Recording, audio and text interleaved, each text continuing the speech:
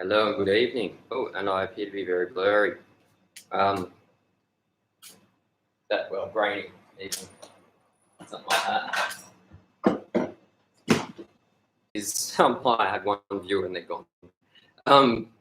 Welcome to what is the 5th, I think, installment of this weekly Sunday reading. Sorry, there's a Mario watch going off somewhere behind me. Yes, so this is week 5 of the Sunday evening readings of Satan Repentant, which will go on every week until the book is finished. Tonight, I believe we're getting about to the halfway mark, but I may do a longer show some other night. As previous weeks as I've also done in previous weeks, I'll break it up with a bit of music, mostly songs written by me or covers by people I don't know.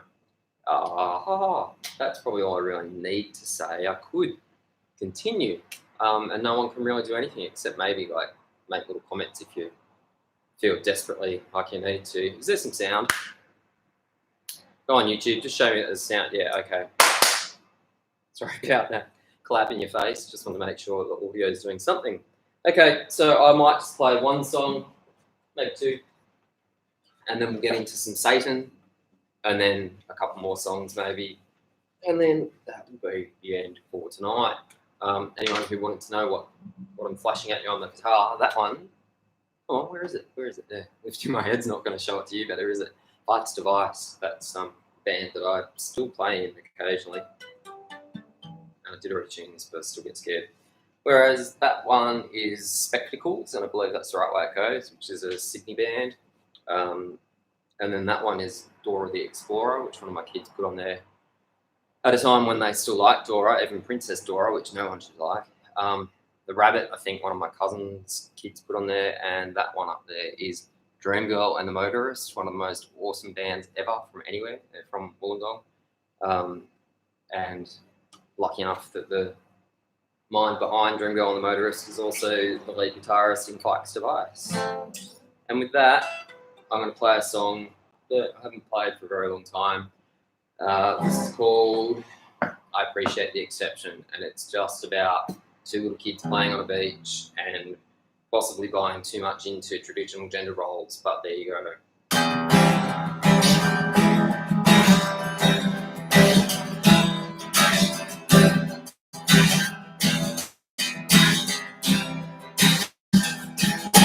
See this little boy on some beach there, change his hair, takes the chain to his head, and says to me, only if I can take the time. She begs him guilty and casts off. I'll be the princess we keep there. He says, night be a royal war. On me you can always keep there. On me you can always keep there.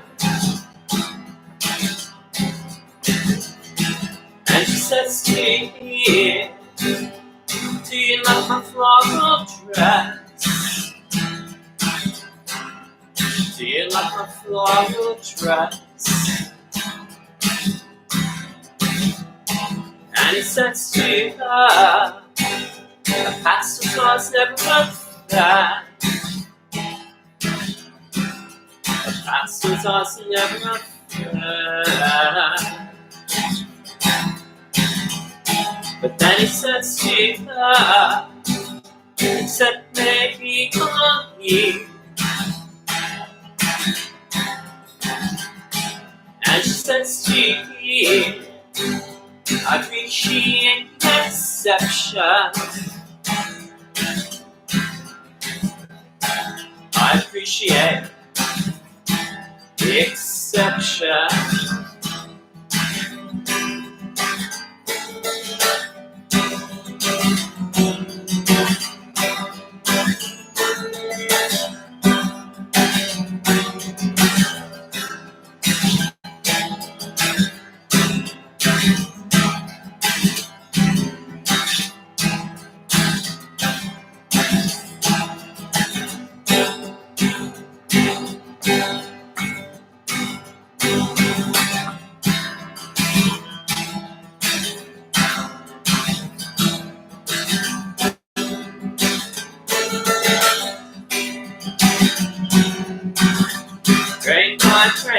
set my hand, lost my own pixie man.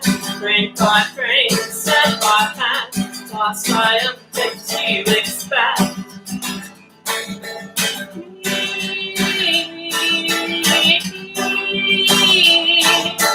Such a passion was mad.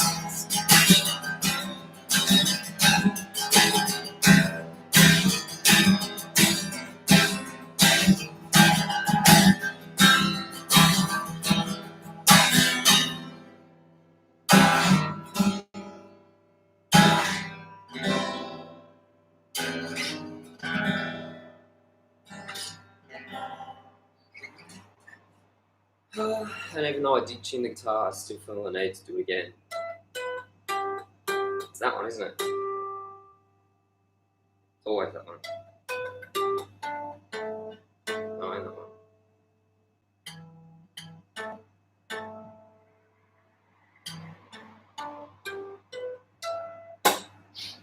So, Merry COVID, everybody.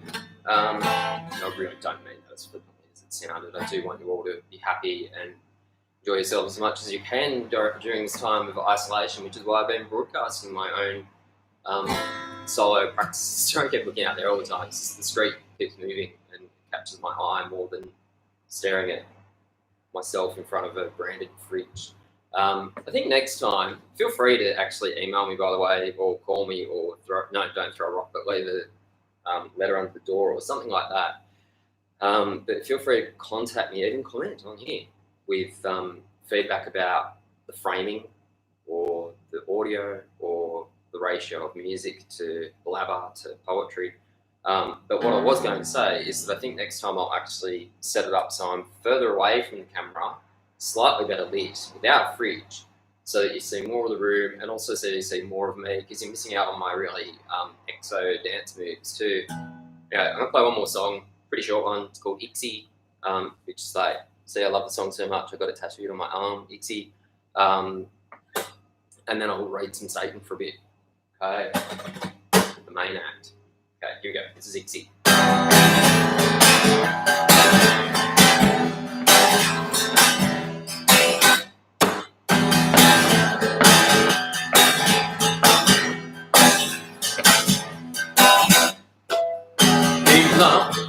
I'll be happy. This is God on my own best company, but truly not on my own worst enemy. Truly not on my own worst enemy. Enemy. Enemy. Enemy.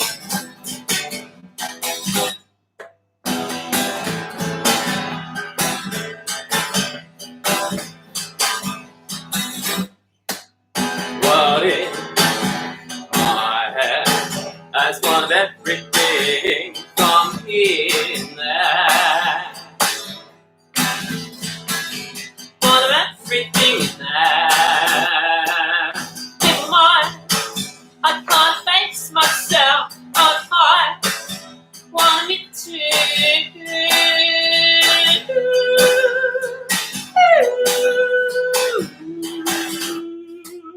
Hold on, position.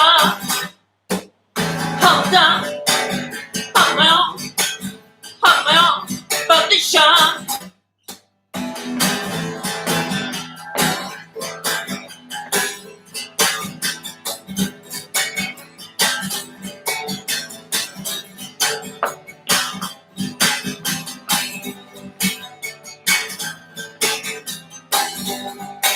Don't speak to me about betrayal. Don't claim you can't believe what I say to you. You're running high, sleep in your denial. Cover your eye, only don't smile at me.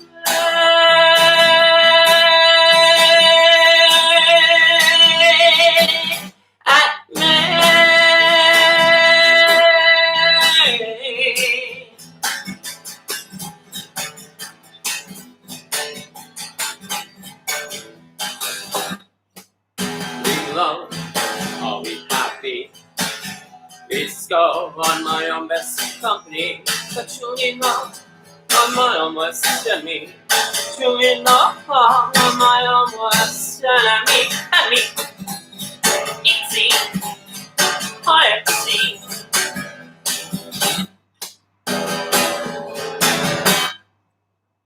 Okay, and now that we have done about 13 minutes of, well, about 10 minutes talking and 3 minutes of music, it is time for Satan. Satan, no longer Satan, Lucifer reborn. So give you a very, very quick catch up, because probably most people who'd be watching this, look, I just found this one's got an inscription in it for someone who I still haven't given it to. Haven't seen it since I wrote it. Anyway. So book one was when Satan decided he didn't want to be bad anymore, went and asked permission to repent, and God said, if you're going to repent, you have to go and live a life as a human, not knowing that you are a supernatural being, face the certainty of mortality and the uncertainty of what comes after it, cope with it somehow, live a good life somehow, not necessarily goodly, and then maybe you can get back in.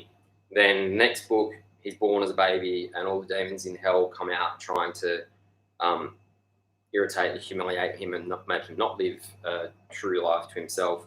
And all the angels start doing the same thing, and Satan starts to notice these weird things in his mind, but he doesn't know that he's Satan. It's not his name anymore.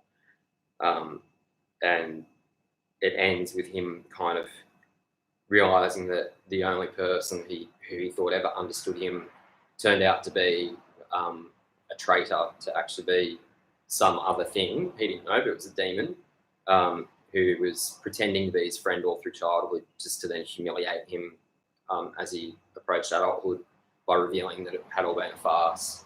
And so then he turns his back on humanity, believing that thing to have been human still somehow. And it ends with him becoming an artist, predominantly a writer, as I said, spews out ink, and locks himself in his room and lines the room with cork or something similar, to turn his back on the world, because nothing that already exists is good enough for his curious mind, and so he wants to try and explore creation for himself. Sorry if I get louder than I need to, but the street is noisy. I'm just going to get my drink. Don't get excited, it's just soda water, which we do have on tap here. Sorry, I should have stayed on camera so you could watch me swallow. That would have been really entertaining, wouldn't it? And watch me wipe my mouth at least. Okay, here we go. I'll stop talking and start reading. And in agreement with that random dude on Goodreads who said that not only am I not as good as Milton at writing about Satan in epic verse, but also that the arguments at the start of each book, which are like a brief semi-prose summary of what is about to come. I also agree with that dude that the arguments are actually not very relevant. I just wasn't sure how easy people would find it to read the chapters. That's why I put the arguments in, and also because Milton does it and I'm a slave to conformity. So this one is Satan's adulthood. He's become an artist. First scene is called Satan Tries to Escape the Visions. So he's been seeing demons and angels and not knowing what they are, not knowing if they're even real. Satan tries to escape the visions, yet away in his brain he maintains an interest in the ways women and men perceive, apprehension and aesthetics, language and concoction, dabbles at home but focuses at work on the tasks to hand, reality, cold figures, and the goals of all his league. Lucifer as human aspires to lead himself from insanity, from his youthful visions and fantasy, investigating churches, finds them all malaise, reading religion, philosophy, ends his youth wanting none, loving art, intolerant of that open door, world of wings and fairies, all intent to take his mind, if not his blood. That's that first little bit. He's trying to look for ways to escape these visions that he sees through the things that he's listed. Next scene. A group of 3 demons undertakes to find and punish Satan, which is a bit of a theme the whole way through the book, but rogue and not rogue, angels and demons at various times attack him. Anyway, group of 3 demons undertakes to find and punish Satan. In hearing all the glory days before the fall and many more since, a trio of recent spawned fearsome fiends gather at a mineral spring and swore and cursed that Lord. If only before now they had had their time. If only it were not all gone, the greatest heights of hell left destitute by the desertion of their king. Emboldened boasting, shared between inflated their sense of purpose. One then each other in turn assigned themselves to slide into earth and assert themselves dissatisfied, to register their disappointment with their inherited legacy. So they've told each other they should go and tell Satan what they think of him for leaving them in the bad old times. Next scene, Beelzebub unleashes the hounds of hell. As you may recall in the previous book, Beelzebub sent two different demons to go and try and ruin Satan's life, and they both failed, as far as you could tell. I can read that now. Beelzebub unleashes the hounds of hell. Ignorant of that trio's plans, the Pig King fawned and wailed, witless, enraged by the limitations of his own brain, desperate to torment Satan, to make him gaze once more down the abysmal hollows, remember long-lost comrades. This is insufficient, the Marshal of Hell stepped about on truculent hooves. We must try again. Send someone, something to wound him however we may. Cracking a whip of infant craniums impaled on an enormous leech, iron with skin, screaming as they snap their teeth, bite hard whatever they meet. Beelzebub drew down the cage containing those kings of hell, uncontrolled, uncomradely, so destabled no infernal tenant would take up space beside them. The populace about fell back in meekly terror, clutching faintive their beastly breasts to see these deep unseemlies released from safekeeping. Unleashed, the dozen winged and taloned things crushed and consumed whichever near kin their hands fell to first. The Pig King whipped. For a moment, the minions cringed. Go, smell Satan. Have at him, lovely fiends. He threw some garment plucked from the home of their mortal Lucifer, tossed it amongst the horde, and egged them salivate. They tore in circles, spurred by the whip, frenzied and decamped. On their way, many fell, eating each other and biting themselves in their surge to sanguinary hunt. Throughout the night, as they escaped the pit, one and another consumed, the few remainder the strongest of the lot, and ready to assault most assiduously Lucifer, until marrow, bones, hair, and teeth all utterly consumed. Next scene, Lucifer contemplating artistry. Excluding from human company, the youth Lucifer, inward-facing, open to the universe, pen assembled to articulate the unimaginable, removed himself to wilderness and isolation, working from first waking, poesis, contemplation in open air. Excavating unthought worlds, picturing what better might be if deceit were done away. Missing not the personal, he denies himself, only in denial able to console and help believe himself complete. So he's there contemplating his art and whatever.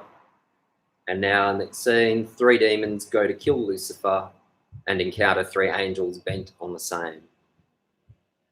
That team of gangsters, strident, fierce, self-righteous, stormed the gates of hell, burst through in slices, gelatinous and evasive, to merge the other side and slide away, race the glassy vents, emerge in primordial fires, bursting energized to rise and spy out their traitor. In joining together on, they menaced, shrugging off flame, laughing at adventure, they menaced the air and smote small things that dared to cross their path. Cutting a bloody burning switch in air on land and sea, they killed and maimed and wound their springs in anticipation of Satan's punishment. We are keen and he is old. Of this I am convinced, said one. He left because he was no more, no fire to tolerate, no policy to prosecute, bankrupt and in debt. He fled to the hands of he whom he dominated never, leaving us to swarm in fires when we should have run him down. This is the three young ones, not the other really malicious Hounds of hell. Don't mind my hand signals to my helpers in the background. Where was I up to? What happened? What am I doing? Oh yeah, he left. We should have run him down. They, bashing and howls, rode the moon to ground, ate live marmots from the face of a mountain, and spied and squirreled and waited. Presently one saw a falling light, perceived the feathered edges of cherubs on the make. So one of them's just seen these angels coming.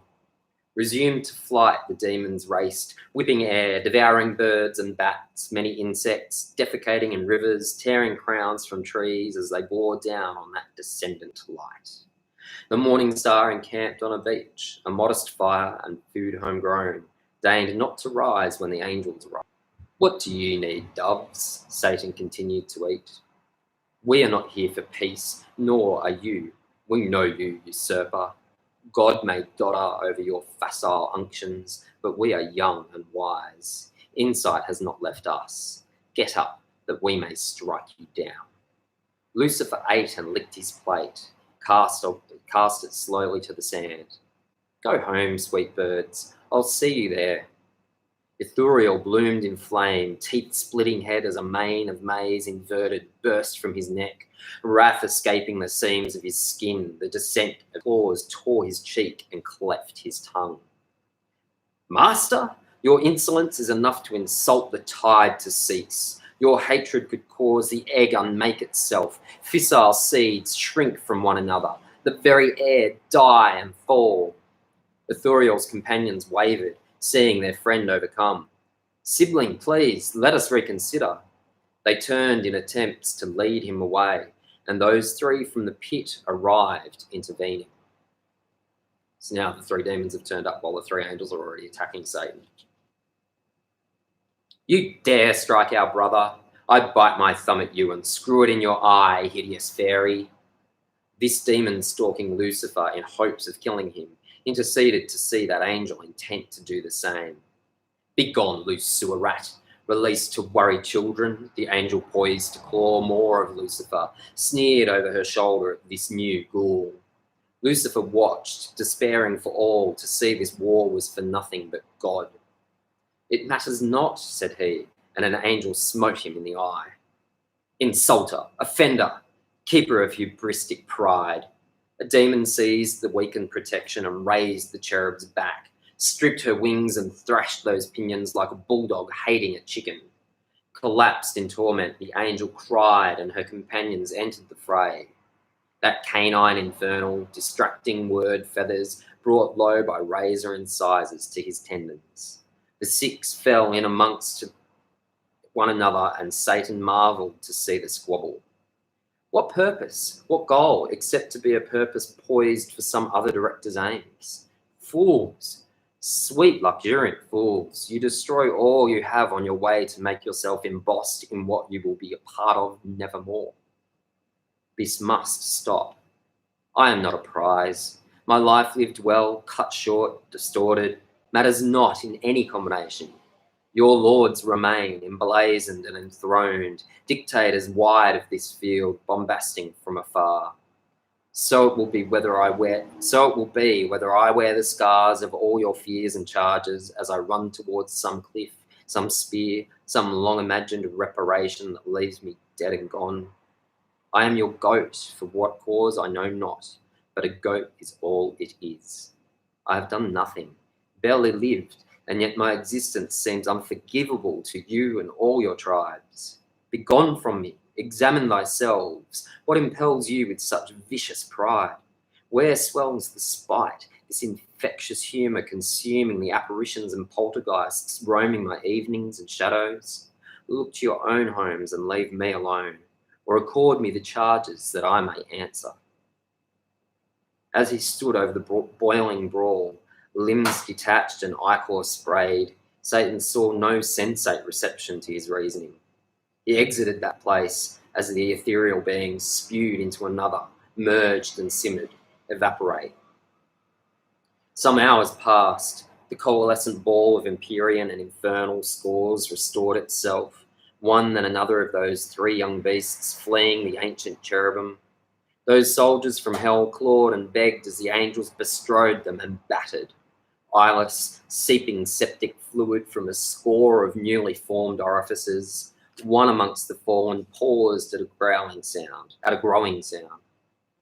They are coming! Flee! He has set free those hunting beasts, the curs from their cage in the prison of pandemonium. Each demon squealed and scrambled to flee as howls and hoof falls of Beelzebub's lupinous savages raced across the wastes, chasing on Satan's scent. The angels clustered, gathered strength, allowing the whelps escape. Setting spears, bracing jaws, the three reignited that Aurelian splendor so potent in previous wars.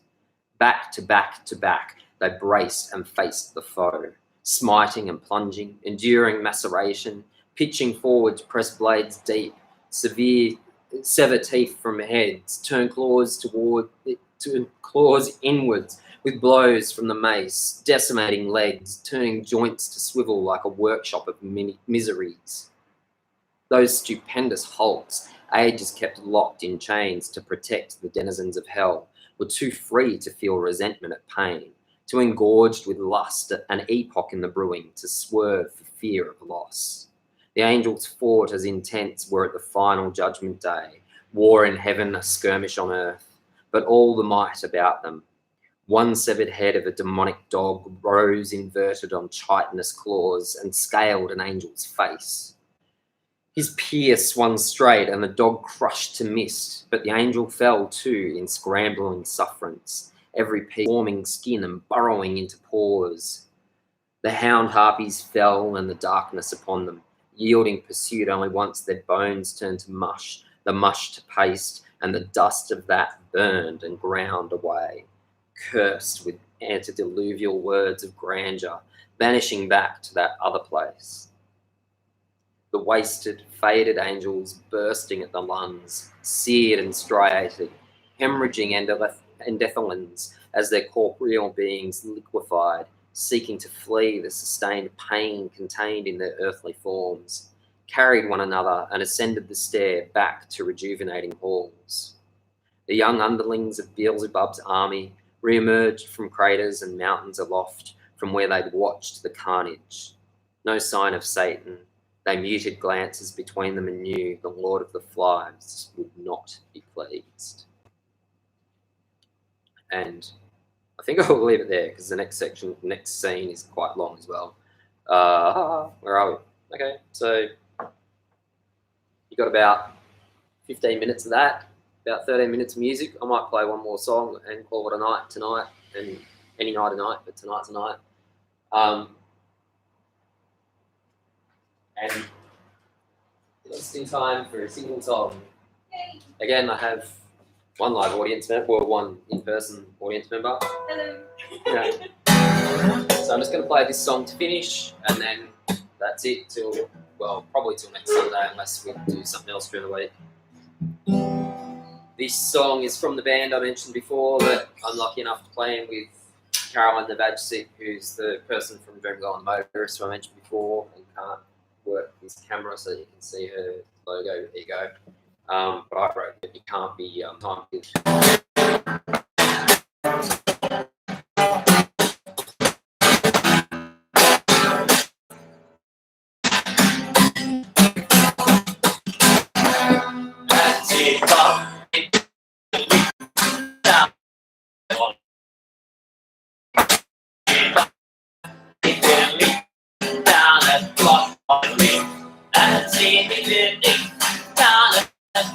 What's on the clock?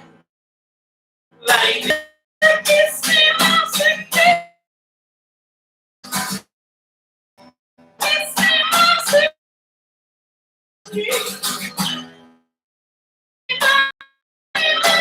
kiss me.